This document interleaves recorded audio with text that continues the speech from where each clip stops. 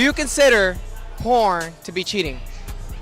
No. No, you don't consider porn to be cheating? Are you familiar with what a Neuralink is? Yeah. The whole Elon Musk thing chipped in the brain that lets you access your phone and things like that? Absolutely. Yeah. Okay, here's a question for you. Let's say, in a fictional scenario, let's say if it was possible, a porn star uploads her body features into the Neuralink, and you can actually feel what it feels like to actually have sex with that porn star digitally. Would you consider that cheating? No, not really. Not really, and why so? Yeah. Well, she just knows she can't see it, right? You think it's because there's not another person there involved? It's just a digital digital blueprint of the person. She wish it could be that, right? Yeah, true. Well, the whole question is about, because like some people do consider that cheating, some people don't. The reason why is because like it's like you're in a sense feeling you know what it feels like to be with another person while being with another person. What do you think about that?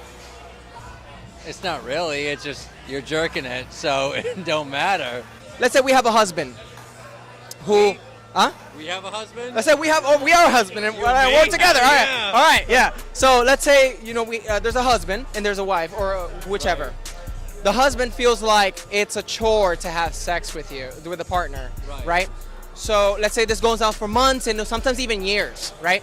Do you think it's acceptable for the wife to just ask their partner, hey, is it okay if we open our marriage because of the lack of sex? I mean, as long as she's comfortable and she's feeling great, yeah. Yeah, you think that's okay? Yeah. You think it's acceptable? Okay, yeah, because obviously relationships should be open to that.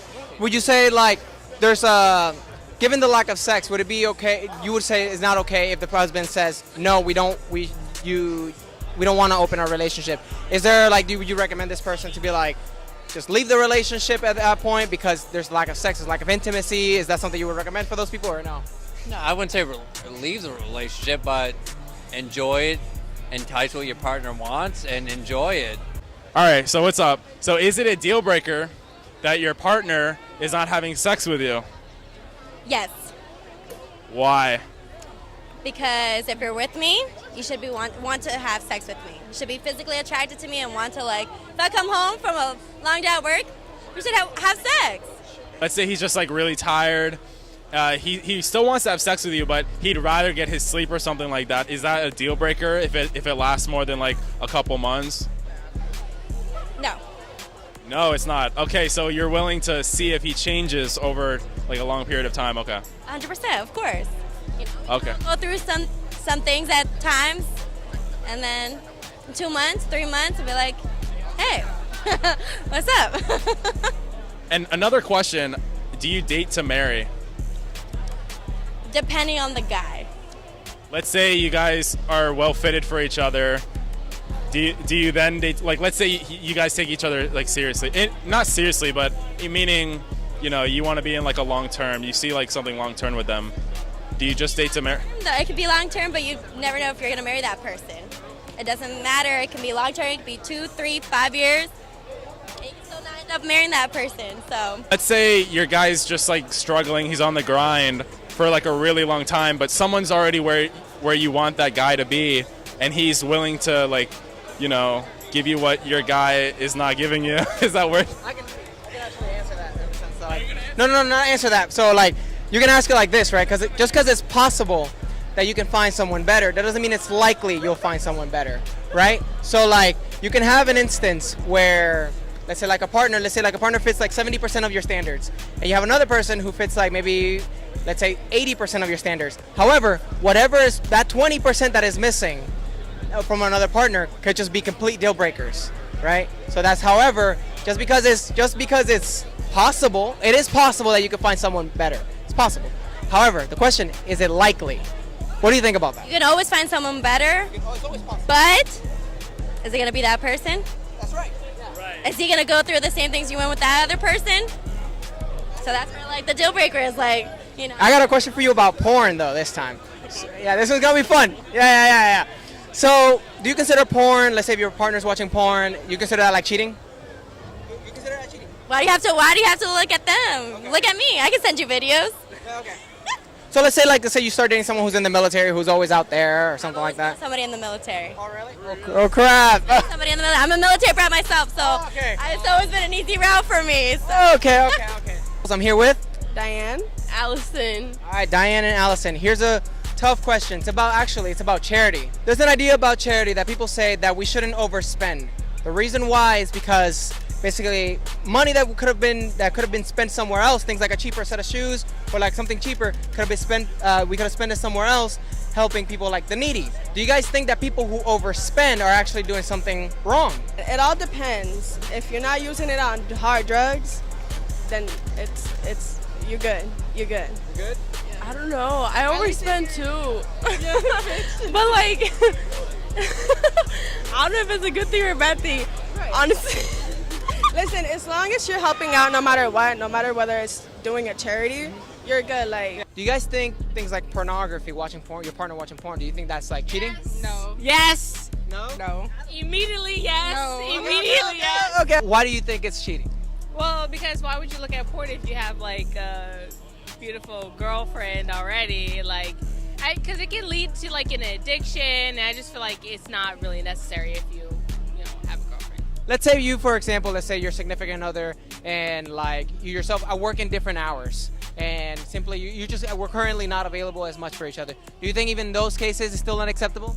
Yes. Because why would I want you to look at other naked women or anything like that? Okay. It's a security thing, but it's a respect thing. Okay. So for the no, I'm curious then. What do you think? What would you say no for?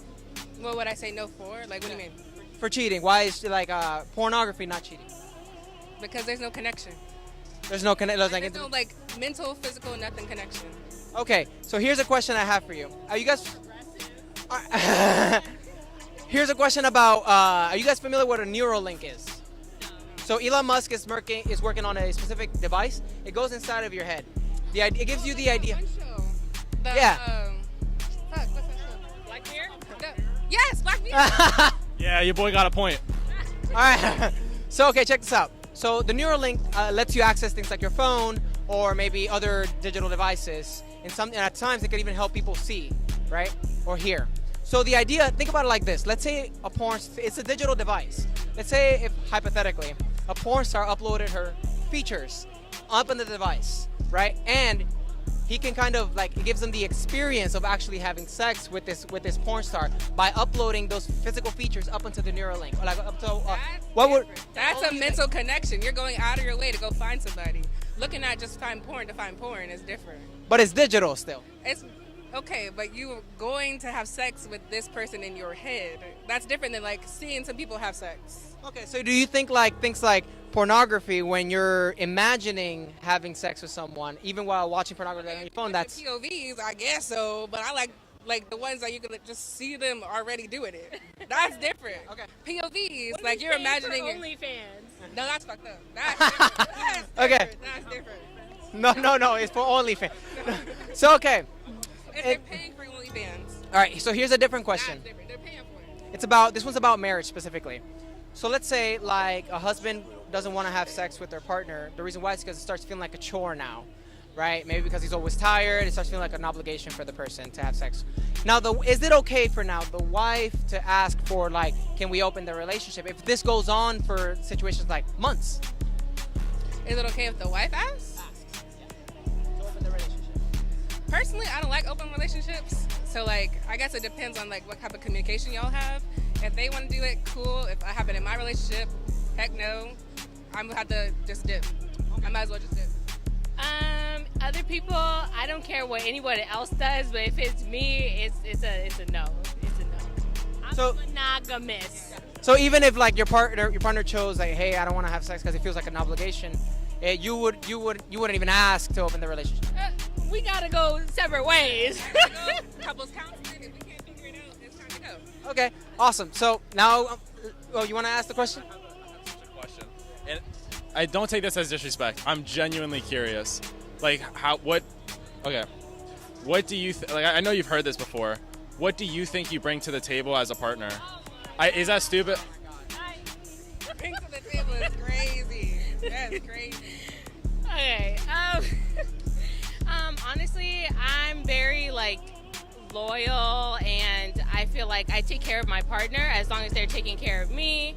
Like I don't be like, oh, I cook, I clean. Like it's not that. Like I feel like I believe in like an equal partnership, but that is like it's equal in different ways. Like I pick up where my partner lacks. You know. Yeah, pretty much the same thing. Like it's the balance, that yin yang. I want that yin yang relationship. I like money, so. So we both gotta be working. Alrighty, so this one is gonna be, we're moving off of the cheating stuff in a relationship. We're going to the charity. So there's an idea going around that like basically we should stop overspending because there are situations where like we could donate that overspended money to things like there's an association called the Against Malaria Foundation that helps kids from even people around the world from dying. So let's say, for example, is basically overspending wrong? Let's say if I buy a set of shoes that like $200 when I could have gone to like somewhere like Ross or Marshalls, kind of on this cheaper set of shoes, and that money that I would have spent on the $200 shoes, I could have given it to an organization that like saves people's lives. Like, is overspending wrong? I don't really say it's wrong. I mean, you do what you want with your money at the end of the day. Like, if you want to donate that money, donate that money. If you, yeah. It's really hard. I feel like because I'm the type of person that's like, why are there billionaires and stuff like that? Yeah, it's just like if you have a lot, you should like give more. And I feel like we spend a lot of money on like athletes and stuff like that instead of spending on like homeless, teachers, yeah, nurses, hello, things that like actually like matter and stuff like that. So I think we can overspend in ways like I'm an overspender myself. I love to shop and I'm really trying my best. I'm trying my best, but I agree. I feel like maybe if we could just like come together and figure out a way to like make the world better. Because I see homeless people all over downtown Orlando all the time.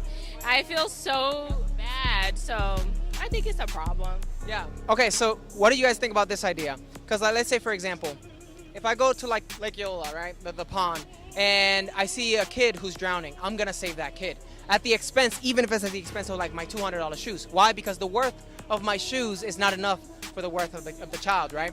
So what do you think about the idea that like the reason why we should stop, it's actually wrong to overspend is because the worth of a $200 shoe is not enough. Actually, maybe you could just buy it cheaper, and that money, since you could have just thrown it towards like things like charity, saving people's lives, that is not a reason for you, just because it's overspending, it's not a reason for you to go now buy the $200 shoes, because it's simply because you don't necessarily do what you want when it comes to things like valuables like your shoes. Maybe stop spending money on the more expensive stuff, buy less, and save people's lives with the extra money. That's why it's wrong. What do you guys think about that? Like I said, I don't think it's wrong. Like, sure, people can do what they want with their money. At the end of the day, you made that money, do what you want. But if you have the funds to give extra, you can give extra. So would you say someone who's like overspends that money, right? They bought $200 shoes. They have that money. So like you would say, to this person, hypothetical person, don't buy your $200 shoes. Buy a lesser valuable shoe and actually give that money to charity. I wouldn't say that because, once again, what they do with their money, they do with their money. What I'm going to do is, if I can, I will. So, like I said, it's not morally wrong, nothing like that. It's whatever you do with your money. Even though that money could be used to save someone else's life? Sure, money could go anywhere. We got people that, like she said, billionaires that do nothing with their money but sit on it. They should be given to charity. Me getting my, like, $200 check every month? What? What do you want me to do with my... I'm kidding. It's not actually it's not $200. Relax. It's just not a lot. It's not a lot. Like, me saying, like, oh, I'm going to go donate charity when I'm struggling too, that doesn't really make a whole lot of sense. For the people who are struggling, I understand that. What do you think about that, the whole idea of, like, you shouldn't overspend. Those people, we should tell those people, stop overspending, get a lesser shoe, and put that money towards charity. Do you think that's something those people should do? It's honestly hard to control people's actions, but in an idealistic world, I would say yes, of course, we should like monitor kind of like how we spend our money and make sure like even like government wise, like it's going to the appropriate cause. Yeah, because. Follow-up question for that. So, do you think that the government should allocate like money from from like entertainment to like help people in need? Well, for me, like I said, like basketball players, they make so much money. Like sports players, they make so much unnecessary amount of money. Like, why are they making millions? You know what I mean? I do. Like, I do.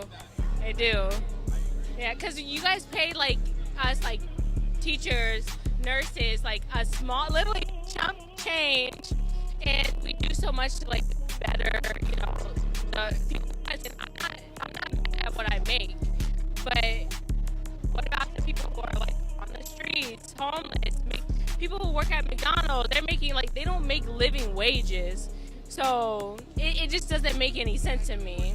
Exactly. Oh, does that make me a what's the term? No. Okay, so like communist. Yep. Ah, damn. Oh, redistribution of wealth. Okay. I got it. Same concept, Yeah. That's not what All right. we want, but like what we would, you know? Awesome. Thank you so much, guys, for the interview. I really appreciate it. Here with. Gloriana. And Emily. Alrighty. So here's a question. This one's about charity. So, what do you guys think about people like overspending for things like shoes, cars, jewelry, and instead of like using that money to give to things like charity, there's this organization called the Against Malaria Foundation, and it helps kids basically from dying from this thing called malaria. Obviously, a lot of people know about that is, and things like starving people in other countries. So we tend to like spend a lot of money on things like, you know, in a couple years are just going to be completely, maybe like 2-3 years are going to go away, like my shoes. But like people's lives are in the line where we could actually just go for a cheaper option, let's say like a cheaper set of shoes, and that extra money, put it somewhere else. What do you guys think about that, and should we actually do that? I think we should. I think people work hard for their money. I think they can spend it how they like. I think there's not enough awareness and people don't know what they can donate. And also, I think it's really hard for us to trust nowadays where our money is going. Because, like, let's say I give my money I'm giving you $50. I don't know what's happening with those $50. I don't know if you're taking some away for your own profit. I don't know what you're doing. So I think there needs to be a little more transparency if people are going to donate on, like, where their funds are going and what's actually being utilized. Like, are you buying, like, food? Are you buying water? Are you buying medicine? Who's getting that stuff? So I think it kind of depends. Yeah, so let's say, for example, like the one I usually advocate for is the Against Malaria Foundation, because it is said to be one of the most, does the most amount of impact per dollar.